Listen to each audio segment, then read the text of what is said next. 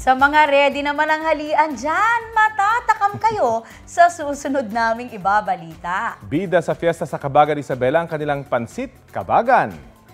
Kung pampahaba raw ng buhay ang usapan, habang buhay is waiting yata sa Giant Bilao ng Pansit Kabagan. Para yan, sa selebrasyon ng Pansit Festival, ang Giant Bilao may 100 kilo ng Mickey Noodles na sinahugan ng 50 kilo ng lechon kawali at sari-saring seafoods. Siksik, liglig din yan sa toppings na itlog at sari-saring gulay.